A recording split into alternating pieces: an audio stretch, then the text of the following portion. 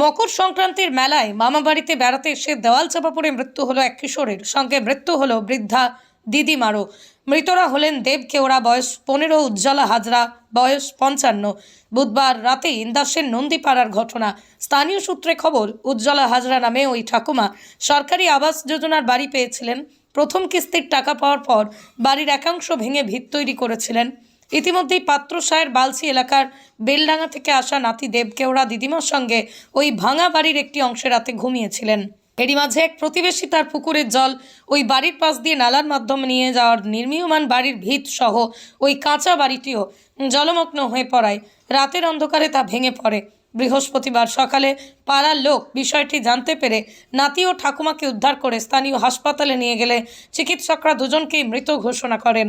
পরে ঘটনাস্থলে পৌঁছে ইন্দাস থানার পুলিশের পক্ষ থেকে অস্বাভাবিক মৃত্যুর মামলা করে ঘটনার তদন্তের পাশাপাশি মৃতদেহ দুটি ময়না তদন্তের জন্য বিষ্ণুপুর জেলা হাসপাতালে পাঠানো হয়েছে বলেই জানানো হয়েছে। ঘরের দেয়াল চাপা মারা গেছে দুজন, নাতি আর দিদিমা।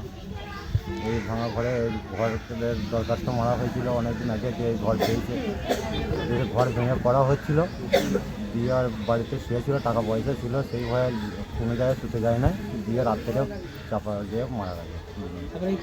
কিসের ঘর ছিল এটা? এটা মাটির ঘর ছিল, ঝিটেওয়াড়া ঘর ছিল, এই ঘরটাতেই ছিল। আমরা পাড়ার ছেলেরা বলেছিলাম যে ক্লাবে থাকি চলো, ওরা থাকতে চায় না, ওরা এখানেই ছিল, টাকা পয়সা ছিল বলে, দিয়ে আমরা রাত করে মারা গেছে। এবার পরবর্তীর ব্যাপার কেউ দেখে নাই, আমরা সকালে দেখেছি যে লাশটা বার করেছি ছিল দুজন। কি কারণে দেয়ালটা ভেঙে গেল বলে মনে করছে? এই লালায় জল ছেড়ে দিয়েছে, দিয়ে জল সব ঢুকে গেছে, দিয়ে সে সোট হয়ে দেয়ালটা চাপা দিয়ে পড়ে গেছে। নাহলে আজ 14-15 বছর হয়েছে দেয়ালটা পড়ে নেয়, আর পুকুরে জল ছেড়ে দিয়েছে, দিয়ে লালাটা বুঝে গেছে, দিয়ে ওই সোটেটা পড়ে গেছে।